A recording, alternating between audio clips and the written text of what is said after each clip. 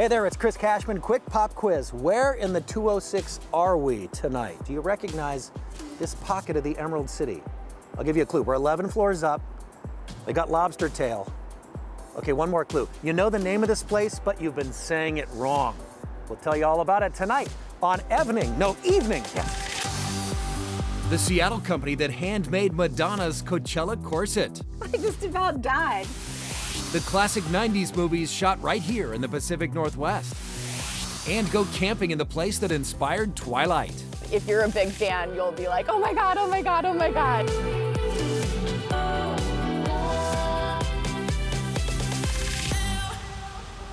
And welcome to Evening. It's already a great one. Thanks to you for being here right on time. I have saved you a signature cocktail. This is the World Caipirinhas style. Yes, World Cup fever is already brewing here in downtown Seattle. The bartenders are hard at work here. And the Next Level Lounge, what's that? Where is it, Chris? I heard people talking about it. Yes, we are 11 floors up, right above a familiar brand you know and love, Fogo de Chao. Maybe you know it as Fogo de Chao. You know it wrong. Let's get it right. Fogo de Chao. Think of noun. Fogo de Chao. This is it. And now that they have a rooftop deck in the heart of downtown Seattle, this is the place to be this summer. We are the Next Level Lounge, the first rooftop for Fogo de Chao. When the guests come here, they can expect a great Brazilian hospitality. Think Brazilian steakhouse, and then think bigger, juicier, more flavorful, and more colorful. Of course, our specialty is steak. The menu is an experience and rooted in the Brazilian tradition of churrasco, slow roasting meats over open flames. You know, in Brazil, we use a lot of herbs and vegetables, and we try to bring this good flavor, to bring the Brazilian flavor to our food. From premium steaks to towering tomahawks and signature meat boards, this is the kind of meal that turns dinner into an event. Our boards match really good with our lobster mac and cheese and Brazilian empanadas. We try to bring everything so our guests can feel a little bit the Brazil. The bar is beautiful and mixing up some signature cocktails for World Cup, like the World Caip. And on the World Cup parties to watch the Brazil matches, we're gonna have a DJ outside too. We are located at 400 University Street, downtown Seattle.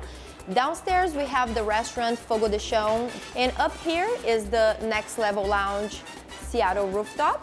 And you will bring more appetizers. It's more like a lounge style. We are kids friendly. You always can bring your family. Going for style points. Is that a little soccer ball? Okay, come check out the Next Level Lounge for yourself. They are open weekdays at 4 o'clock, weekends at 11 o'clock, and we do encourage reservations. You want to go sit outside on the Next Level Lounge. Hey, speaking of the places to be, Coachella made a splash this year. Madonna teaming up with Sabrina Carpenter.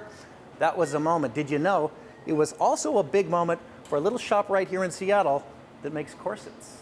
I was on my Instagram feed scrolling irresponsibly, as I sometimes am, and up popped our corset on Madonna at Coachella. And I'm just like, wait a minute, is that, what is going on? And I'm like, why, the corset rides again. Oh my gosh, it's out of the archives. And she looks amazing. Period Corsets crafts historical costumes for performance, festivals, and weddings. This corset's story began in 2006 when owner Hillary Specht got a phone call. The stylist on the phone says, oh, I have this emergency. I have this rush corset.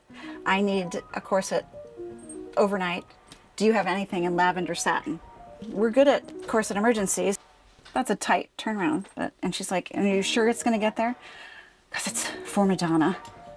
And I was just like almost.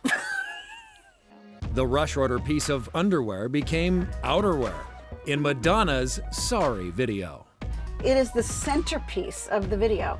She's doing stuff in the car and disco dancing and rollerblading, and then cuts just to our corset. And it's leotard, diamonds, and period corset's little lavender lily. Then Madonna wore it again during the 2006 Grammys as a hologram. After that, everyone thought the corset's 15 minutes of fame was over. They were wrong. The pop culture icon wore it again during Coachella 2026. She actually took a moment to honor the fact that it was 20 years since she was on Coachella launching her previous album, and she wanted to mark it with the nostalgic items. Her favorite jacket from that era, her favorite boots, and our corset was her favorite one. She even touched it lovingly. So you can imagine what a thrill it is for me to be back 20 years later. 20 years later, in the same boots, with the same corset. My corset. I just about died. And that's not all. Sabrina Carpenter also wears what period corsets makes. Our corset and our chemise. And then they use this picture like on all the advertising, Times Square, on like giant billboards. So it was like, nobody knows it's us, but like, there we are. It's so exciting. Seattle's celebrity corset connection remains undercover, even when it's in plain sight. So we are literally the best kept secret ever. For Hillary, the payoff is seeing her creations in the spotlight, shaping a pop culture moment perfectly. Look how great she looks. She doesn't care what people think. She's gonna wear the corset she wore 20 years ago and danced around in. I know that we make nice garments, but to have that kind of validation that somebody who is an expert in wearing them chose ours again.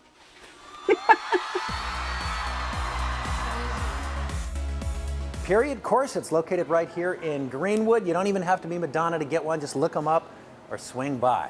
Speaking of hot artists, the artist Drake has made history on the charts, and the first Star Wars movie in 7 years opens on top. Here's Saint with this week's Top 5.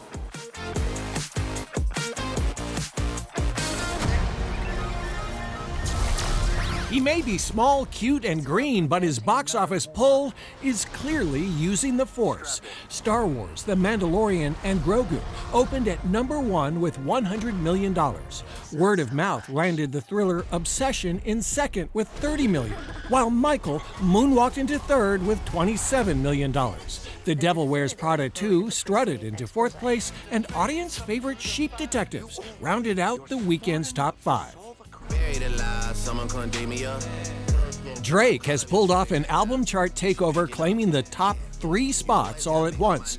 His new album, Iceman, lands at #1, followed by Habibti at #2 and Maid of Honor at #3. Drake is the first artist to hold the #1, 2, and 3 positions on the Billboard 200 in the same week since the chart began its consistent weekly run back in 1956. Coming in fourth is The Great Divide from Noah Kahan after 3 weeks on top, while Dandelion by Ella Langley rounds out the top 5. You're signing a goat? Hey! And finally, GOAT is the most popular streamed movie on Netflix this week, followed by Remarkably Bright Creatures in second.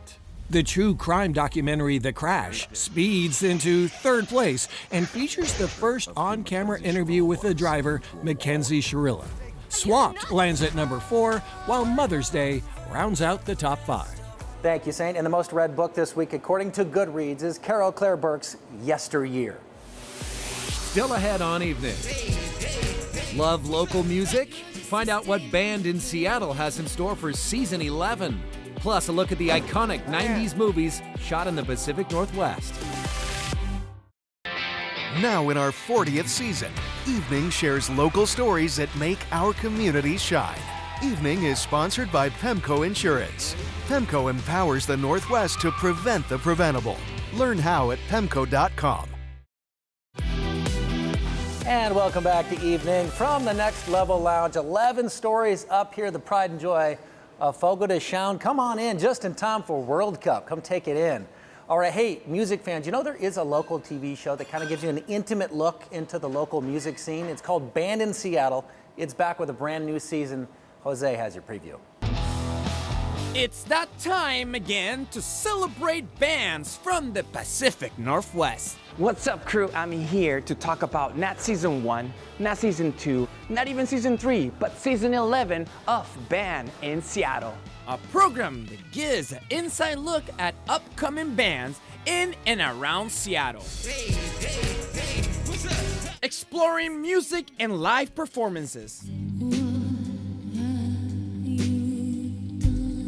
This time around, there are 16 bands for you to discover.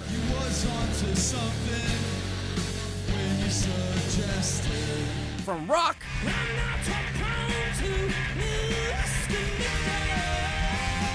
pop, hip hop, and much, much more. There is something for everyone. With one-on-one interviews to learn more about the bands. When I walked in for the first time, that was the space that I felt like whole in myself, and I felt like I had a community. The musical style being more aggressive, or intensity, maybe intensity is a better word. Film in one of my favorite spots to check out music, the iconic The Central Saloon, the birth of grunge. The stage is a discovery platform. Somebody's going to see somebody and go, wow. And I'm so happy that Band in Seattle will capture that live moment on stage.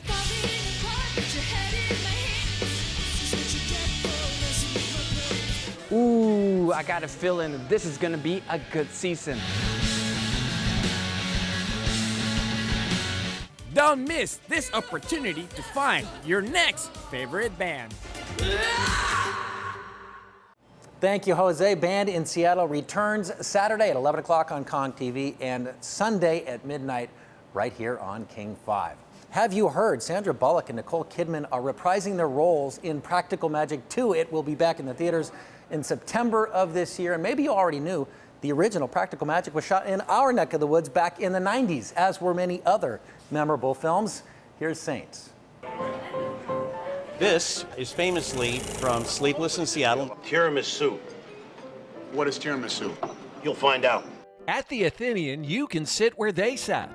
There's a good reason so much of the film takes place in Seattle restaurants. The director. Nora Ephron was a huge foodie, and so she realized she had to incorporate Pike Place into this somehow because she loved it so much.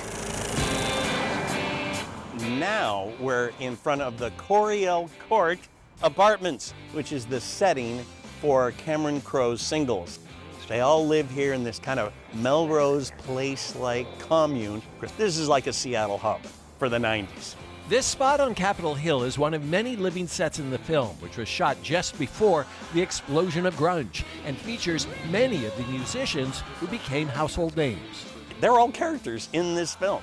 It's marinated in Seattle. It's amazing. Yeah, it's really cool, isn't it? Now we're in front of the Fairmont Olympic, which used to be the Four Seasons back when, in 1994, when Disclosure was shot here. The movie, starring Demi Moore and Michael Douglas, showcases everything from ferries to the city's future and tech. There's actually a whole sequence that's shot up in the rooms up here with a VR headset. The Fairmont has aged much more gracefully than much of this film. 1995's Assassins brought Sylvester Stallone, Antonio Banderas, and Julianne Moore to town. If you want to watch Seattle in the 90s, watch the first half of Assassins, because it's set under the viaduct and it's set in Pioneer Square, and then there's a whole scene on the monorail.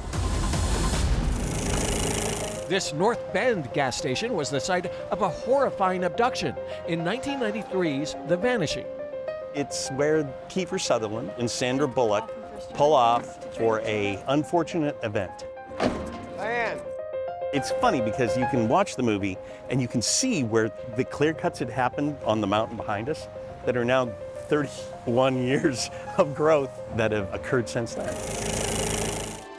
Tacoma also went Hollywood for 1992's Hand That Rocks the Cradle and 1999's 10 Things I Hate About You. Stadium High School is a cool high school, and Heath Ledger is a cool guy. Skagit County is also captured on film in 1993's This Boy's Life. With Leonardo DiCaprio and Robert De Niro and Ellen Barkin, and it's still a stunning movie. Even though Seattle isn't the filming hub it used to be, it was the right place at the right time in the 90s. There's something special. There's something unique about the weather, about the atmosphere, about the people, about the architecture. Seattle was the perfect venue. Coming up. Hey there, and welcome back. You are right on time for shrimp here. We're at the Next Level Lounge, the pride and joy of Fogo de Chao here, 11 floors straight up. Come soak it in. And speaking of Forks, let's head to Forks, our very own, over on the Olympic Peninsula, because if you're a fan of Twilight or if you're a fan of camping, or better yet, both, we have got the place for you. In a mossy forest in the middle of Twilight Country, you'll find one woman's solution to the 9-to-5 grind. I was an elementary school teacher and I just got really burnt out and I was trying to think of what else I could do, and at one point it just came to me, maybe a campground owner. Roxanne Siperi quit her teaching job, bought 12 acres in Forks, and built Wandering Woodlands. There are 10 campsites here. 2 of the most popular ones are domes. I feel like the domes are super unique and they're super cozy when you're inside. One has a swinging bed and the other an homage to those famous Forks vampires. So this is the Twilight Dome. One of my favorite little Easter eggs to find is the little bonsai tree has a little Edward and a little Bella to play out that kind of spider monkey scene. I definitely wanted to have lots of little Easter eggs, little nods to Twilight that you have to find, and if you're a big fan, you'll be like, oh my God, oh my God, oh my God. Even the outhouse has a Twilight touch, but there's much more to Wandering Woodlands, like miles of trails. So you get to wander around a rainforest. Where else do you get to do that in America? And a communal area with games and a big fire pit. I really wanted it to be a place where people can connect and come together. Nearly 18,000 fans follow Roxanne's story on Instagram, and by building this getaway, this former teacher also has built a place where she can finally just relax and finally have kind of calmness in my life instead of feeling like I'm just rushing from one thing to another.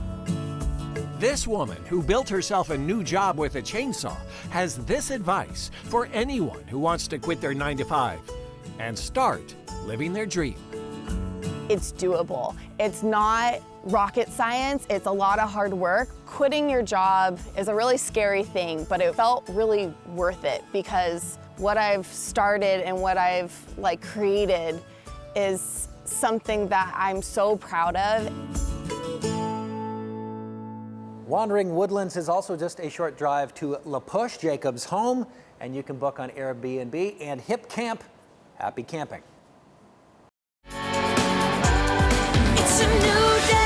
As thousands of new grads enter the workforce this spring, many are stepping into roles where the hardest part isn't the work, it's figuring out how to operate day to day. And according to leadership advisor and author Aiko Bethea, most new grads struggle because no one teaches them how to handle the real-time situations that actually define success. She's here to tell us more. Hello, hello. Hi, glad to be here with you, Kelly. So great to have you. You wrote a book about self-leadership. Tell me about it and who it's really for. Okay, so the name of the book is Anchored, Aligned, Accountable, and the book is really the book I would have wanted in my 20s, 30s, 40s, etc. But I think about new grads right now coming out into maybe their first jobs or entry level. And wow, if I had some of these insights, it would have, I think, changed a lot of my success narrative. I wish I would have had this book too, but now it's out, so there we go. Everyone can focus on it, especially if you're a grad.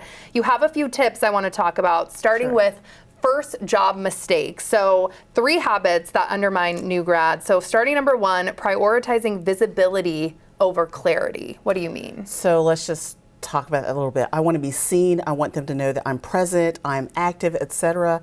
But you're not making sure that you're clear about even the directives that are given to you. You're not clear about your role. So you're showing up, you're everywhere at once, but are you making impact? Are you clear about what your role is? So for a entry-level person or someone with their new job, it's great for them to be grounded in what's expected of me. Where should I be? What does impact look like for me? And so now you're not just running around being seen everywhere, but people are going to be mentioning your name because of the impact you're already having. clear direction where you're going. And then number 2, waiting for perfect instructions instead of asking better questions. Oh, that one is, hey, Kelly told me something to do, and I'm going to just be sitting here thinking or pretending that I know what I'm doing, instead of being a little bit vulnerable and saying, Kelly, could you clarify this for me? Hey, what I understand is I'm doing X, Y, and Z. Is that what you understand? But a lot of times we're too afraid to say, I actually didn't understand. Yeah. I didn't get it, so I pretend. Or I just go ahead and make a lot of mistakes along the way. It's scary being vulnerable, but it's important. Your next tip, overcorrecting after feedback. So we can avoid overcorrecting, which is, I heard Kelly say, hey, could you do this a little bit more X? And now I go to 600 and I say, oh, Kelly wants me to actually be more direct or clear. And now I start being really terse, really curt with folks, instead of understanding, why is that important? How would you want me, what's the impact you would want? So now I have much more clarity and I can actually self-direct and be in alignment. Makes perfect sense. We're moving to something a lot of people at home do, which is working from home or like a hybrid situation. It can mean differences in communicating. You have some things to avoid. I love this. 1, assuming tone instead of confirming intent.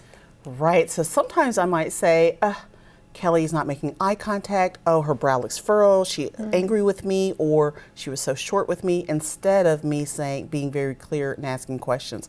Hey, Kelly, I want to understand, am I actually showing up in the way I should be? Is this impactful? It seems that there may be that I'm missing something else. So I'm getting more curious and creating more space. And you could say, oh, no, everything is great. Oh, no, I'm just in deep thought about something I have to go do next. Right. Yeah, I think it's so important to have a little clarity and getting curious. That will help you so much in every relationship in your life. Overusing Slack instead of resolving quickly is next. Right, so we have so many ways to communicate, not only in the workplace, but in our hybrid modes. We text, Slack, Teams, etc. So there's an absence of tone.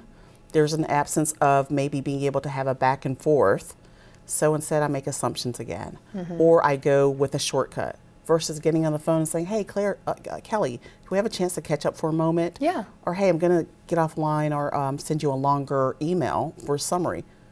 And we just don't do that anymore. And for a first time job seeker, or somebody who has a job for the first time, they may be really nervous to do that. But it's so important. And mistaking fast responses for clear communication is next.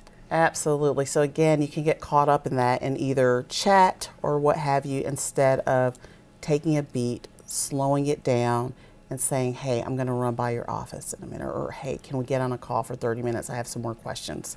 Because also what people don't understand is that your leaders then know you're awake at the wheel. You're being very intentional about what they're asking you to do. You may have thought something out 5 steps ahead and they hadn't thought about it. So taking that beat helps you to not duplicate work, to go in the wrong direction, and also for people to realize that you're present and you're being very intentional about having a certain impact. Lastly on here, not summarizing decisions after meetings. You don't want to do that because you think you heard someone say X, Y, and Z, but you're not clear. So it can be as simple as being the person to say, hey, these are the things I understood were the decisions that were made. These are the things I'm going to run with. These are the things that Bob's going to run with. Now people actually appreciate it, because if they were absent from the meeting, or it helps you to stay aligned, or someone can also clarify what happened. We have a minute left. I want to get to our last slide too. One of the hardest things to learn as you are becoming an adult is handling feedback without spiraling. We see all of these right now. Walk us through what we're seeing up here. Okay, feedback. First of all, when people hear it, their heart just stops beating. But one is, when I'm getting feedback, I don't want to double down and be defensive. So I'm going to pause, get myself grounded, and be self-regulated. Then I'm going to lean into curiosity versus defending my space, and just being curious and understanding what's being shared with me, because at the end of the day, it's always just data. And next, let me reflect back what I think I heard you asking me to do or sharing with me, and are we aligned? So getting alignment. And then focus on adjustment means that, hey, these are the things I'm going to do differently. If I don't get it right in this one, I'll revisit, so that you know that you're leaving space not for perfection, but this is an iteration. Everyone needs to get your book if they're a new grad, or really anyone, because I'm still learning with everything up there. Right. Thank you so much for being here. Amazing. And more New Day Northwest right after this.